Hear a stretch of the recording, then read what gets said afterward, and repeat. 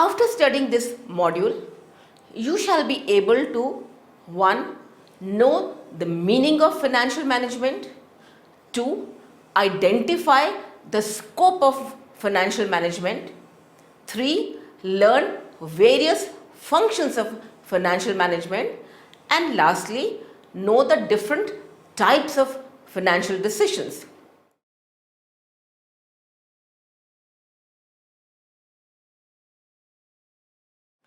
Financial management was a branch of economics till 1890. But after that, its importance grew and it was realized then and evolved as a dynamic and an important subject. Financial management deals with the financial decisions making. It is primarily concerned with planning and controlling the financial resources of an enterprise. It encompasses procurement of the funds in most economic manner and utilization of the funds in most effective way. There are no executive development programs titled production management for non-production executive or marketing management for non-marketing executives and so on. But there are books and programs titled finance for non-finance executives. The reason is obvious. The common thread running through all the decisions taken by various managers is money. The research and development manager has to justify the money spent on research. Materials manager has to keep optimum level of inventory in stores. If he keeps more inventory than required, he is storing money without returns. Similarly, advertisement requires outflow of money. So sales and marketing division has to justify the expenses. So almost all activities in the organization have financial implications. Therefore, finance manager is involved in most decisions of the organization. Evolution of financial management. Financial management evolved over the past 50 years. Initially, as we said earlier, it was a branch of economics. It has emerged as distinct area of study during second half of the 20th century. The evolution of financial management is divided into 3 phases. These 3 stages of its evolution are the following. 1. Traditional phase. In this phase, finance manager was concerned with only record keeping, preparing different reports and managing cash. He was called upon for his specialty for sporadic events like promotion, amalgamation, reorganization, expansion and liquidation, etc. To manage funds for these events was considered an important function of financial manager. The trend continued up to 1950s. This approach had its own limitations. 1. It was primarily concerned with procuring of funds only. Therefore, it was a one-sided approach. Secondly, the approach focused on corporate enterprises. Non-corporate entities like sole traders and partnership firms remain outside its scope. Thirdly, it placed more importance to particular events like incorporation mergers, consolidation, etc. And therefore, the financial manager was called upon to exercise his skills only in these important events, not realizing that the finance manager's function is an ongoing process. Fourthly, this approach placed more importance on long-term funds. It ignored that funds are also required for short-term needs and the emphasis on short term was ignored. Second, transitional phase. During this phase, importance was given to the problems faced by the finance managers. The problems related to funds analysis, planning, and control were given more attention in this phase. Thirdly is the modern phase. The role of finance manager changed and scope of finance function widened with time as there was increase in completion and growth in business. The finance function was not restricted to just procuring funds and only at episodic events, but the need for optimum utilization through analytical decision making was also felt. Now, a financial manager procures funds, takes decisions on allocation of funds by analyzing various projects and monitors the results of his decisions. He deals with variety of situations in any organization. He has to counter inflation and hedge foreign exchange exposure. Financial function not just had a broader view, it also became a continuous function. Financial manager today has to decide upon capital structure by analytically finding that level where the cost of funds is minimum and the value of firm is maximum. This approach overcame almost all the limitations of the traditional approach. The finance function became a continuous activity. Focus was not just on long-term funds but also on short-term funds requirements. It became a more analytical and dynamic activity rather than a passive job of procuring funds only. It may be noted that this modern phase is still going on. Functions of financial management. As the scope of financial management was limited in the traditional phase, the function of a financial manager was also limited to the procurement of funds. Whenever funds were required in the organization, the finance manager was called upon to arrange them in the most cost-effective manner. But with the advent of modern phase after 1950, the function of financial manager also widened. Since finance is linked with all other functions in the organization, that is production, research, marketing, etc., the finance manager's presence is required at every moment whenever any decision involving funds has to be taken, whether it is raising funds, utilization of funds, or distribution of surplus funds. Finance functions therefore includes 1. Investment decisions, that is capital expenditures decisions which are long term and working capital decisions which are short term. 2. Financing decisions, and third, dividend decisions. These functions are performed simultaneously and continuously in the normal course of business. They do not necessarily occur in sequence. In addition, he is also responsible for financial planning and control. The financial manager acts as a link between the organization and the capital markets. Investment decisions.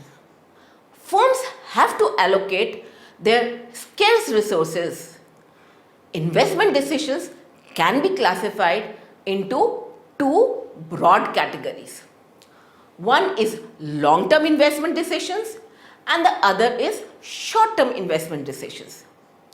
The long terms are also called as capital expenditure decisions, whereas the short terms are called as working capital decisions.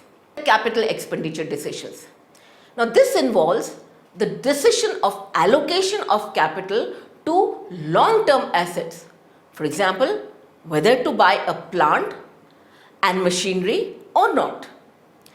These can be accept and reject decision, where a particular project is taken up or not. Or these can be mutually exclusive decisions, where the decision taken is one amongst the available options. Another type of capital expenditure decision is as to time when the plant must be replaced, called as replacement decisions. Before taking such decisions, profitability of new investment must be evaluated. The profitability is evaluated by discounting future benefits at an appropriate cut-off rate. That is, the rate at which the discounting has to be done, which generally is the cost of capital to the firm or the minimum required rate. This could also be the opportunity cost of investing elsewhere. But there are two main problems associated with the decisions. Firstly, the future benefits are uncertain as they have to be predicted right away. So there is always an element of risk. Secondly, the cutoff rate cannot be exactly determined. Working capital decisions, that is the short term. Just like investment in long-term assets, investment in current assets also has to be evaluated. It is important that current assets are managed effectively for protecting the firm against the danger of illiquidity and insolvency. While managing current assets, there is trade-off between profitability and liquidity. If you invest excess money in current assets, the assets may remain idle and profitability is foregone.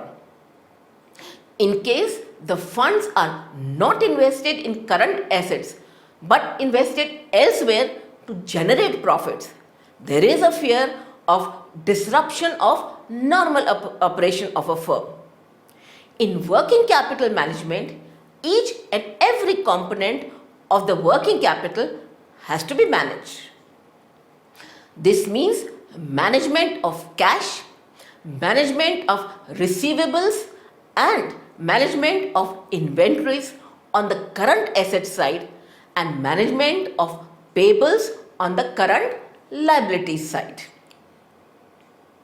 Financing decisions. A finance manager has to arrange funds for the organization. For this, he has to see that these funds are arranged in best manner.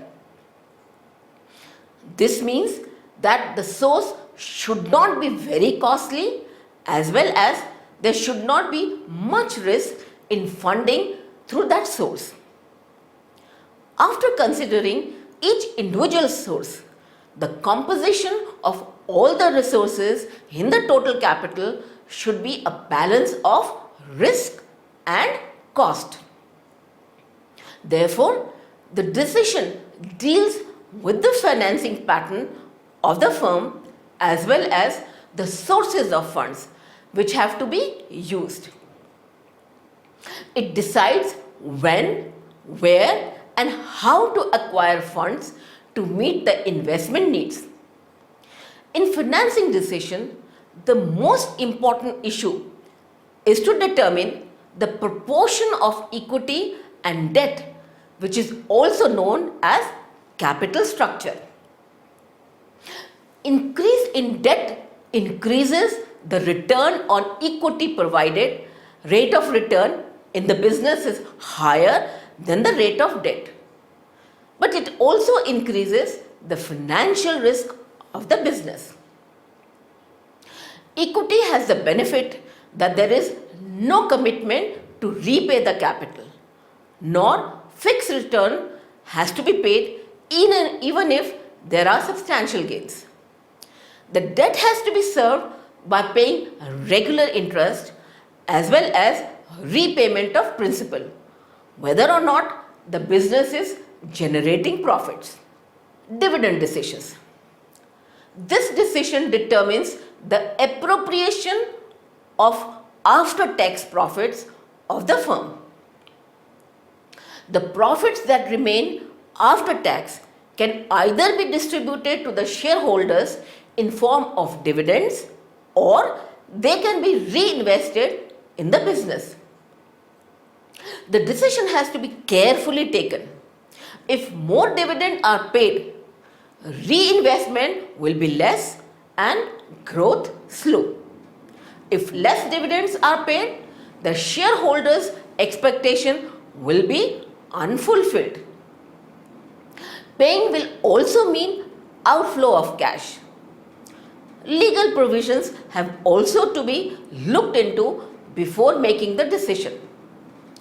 The finance manager may also decide to distribute dividend in the form of bonus shares, as it will not necessitate the outflow of cash and the shareholders also feel satisfied. If the shareholders are interested in having cash, they can sell their bonus shares in the market. Financial goals and objectives. A finance manager must have some goal or objective which should be the firm's goal, in the light of which he has to take decision. The goal will provide a direction to the finance manager in analyzing different decisions. The goal is generally defined in terms of maximizing some function or variable. The variable should tend to maximize the economic welfare of shareholders. In order to take the best decision in the direction towards achieving goals, it is necessary that the goal and objectives should be well defined. That is, they should be clear and unambiguous, and they should come with a clear and timely measure. This will help in performance measurement of the finance manager, and his decisions can be evaluated in the light of these available benchmarks. There are two approaches in this regard. The first is the profit maximization approach, and the second approach is the wealth maximization approach. Profit maximization approach. As per this approach, a finance manager should undertake all those activities which increase profit and avoid those activities which reduce profits. This will result in optimum utilization of scarce resources. It will not just benefit the firm but entire society. The approach is not without limitations. Following are some of the limitations of profit maximization approach. There are many parties involved in the firm. There are employees, creditors, management, and shareholders. Sometimes they have conflicting interest. For example, if higher wages are paid to the employees, the profit of the organization declines. So the manager has to do his best to reconcile the interest of different parties. The second limitation is that it is a vague term. What does profit maximization precisely mean is unclear. Profits can be short term or long term. They can be profits before tax or profits after tax. Does it mean total profits or operating profits? Similarly, it ignores time value of money. It does not consider that profits are coming after some time and in later years. These are considered as good as profits today. So this approach ignores time value of money. There is risk. Decisions are taken thinking they will yield maximum profits in future. But future is uncertain. So there is risk. This approach does not provide any methodology to discount risk. Wealth maximization. The objective of wealth maximization of shareholder is an appropriate criteria to make financial decision. The approach maximizes the net present value, that is wealth. A decision that has positive NPV creates wealth and is undertaken, whereas a decision that generates negative NPV is rejected. The net present value or wealth is based on cash flows. So this approach automatically addresses two problems which were present in the profit maximization approach. These are, it is not vague as cash flows are very specific, unlike profits. It takes into consideration the time value of money. It gives less weightage to the cash generated at a later point of time in comparison to cash generated today. The third problem of risk is also addressed to some extent as discounting is done taking appropriate discount rate considering the level of risk. If the level of risk perceived is higher, a higher rate of discount is used to calculate the present value of cash flows, thus automatically addressing the problem of risk. But this approach is also not without limitations. One, the wealth maximization implies the increase in the prices of shares. So as the financial managers takes correct investment decision, financial decisions and dividend decisions, the price of share would increase. But capital markets are not always efficient. The effect of a decision may not be reflected in the price of a share. Besides, there are other factors which influence the market price of a share. Profit maximization versus wealth maximization. The profit maximization goal tends to increase the overall profits of the firm. It does not consider the risk or time value of money. It makes no difference whether decision increases or decreases the earning per share. Whereas wealth maximization considers cash flows, impact of dividends, earning per share, etc. It considers the time value of money and uses higher discount for more risk. Since the company or firm is owned by shareholders, the finance manager has to strive to increase the wealth of the shareholders. Therefore, the maximization of shareholders' wealth as reflected in the market price of a share is the basic goal of financial management. The profit maximization can be considered as a part of the wealth maximization objective, but it should never become more important than wealth maximization function. Let us take an example. Suppose there are two products X and Y and their projected earning over the next 6 years are shown below in the table. In the first row, 1, 2, 3, 4, 5, 6 years. In the second, product X, and in the third, product Y. We can see in the 6 years, the product X earnings are 80,000 per year and the total are 4,80,000. Whereas for product Y, it is 85,000 and the total is 5,10,000. These are the projected earnings. The profit maximization approach is concerned with more and more profits. Therefore, this approach will favor product Y over product X as it will generate 30,000 more over a period of 6 years. If product Y is more risky than product X, then the decision is not as straightforward as the figures seem to indicate.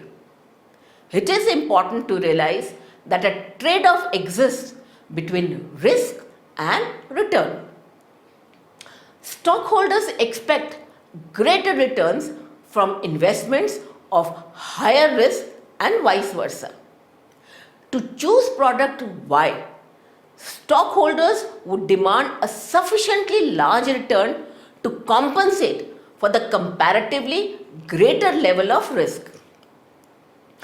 Profit maximization does not consider risk or uncertainty, whereas wealth maximization considers both risk and uncertainty.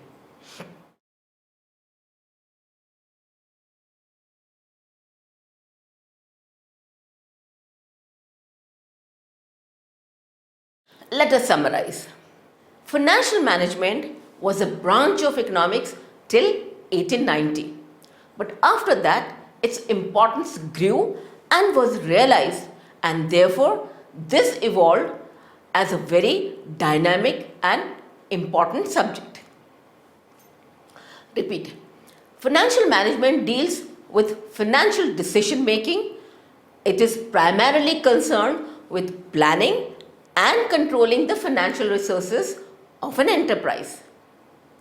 There are two approaches to financial management or finance functions, namely traditional approach to finance function and modern phase, which came after 1950.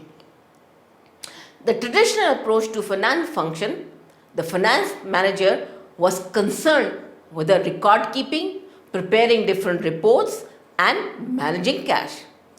He was called upon for his specialty for sporadic events like promotion, amalgamation, reorganization, expansion and liquidation, etc. In modern phase, that is after 1950, the role of finance manager changed and scope of finance functions widened with time as there was increase in competition and growth in business. The finance function was not restricted to just procuring funds only at episodic events, but to ensure optimum utilization of funds through analytical decision making. As the scope of financial management was limited in the traditional phase, the function of a finance manager was also limited to the procurement of funds. But with the advent of modern phase after 1950, the function of financial manager also widened. Now the finance functions include investment decision, financing decisions and dividend decisions. Investment decisions are related with fixed assets called as capital budgeting decisions, and also to current assets called as working capital management. Capital expenditure decisions are the long-term decisions involving allocation of capital to long-term assets like plant and machinery, etc. Working capital decisions are the short-term decisions related with investment in current assets. Financing decisions are related with arrangement of funds for the firm. Dividend decisions determine the appropriation of after-tax profits of the firm. There are two objectives of the financial management. One is maximization of profits of the firm and the other one is maximization of shareholders' wealth.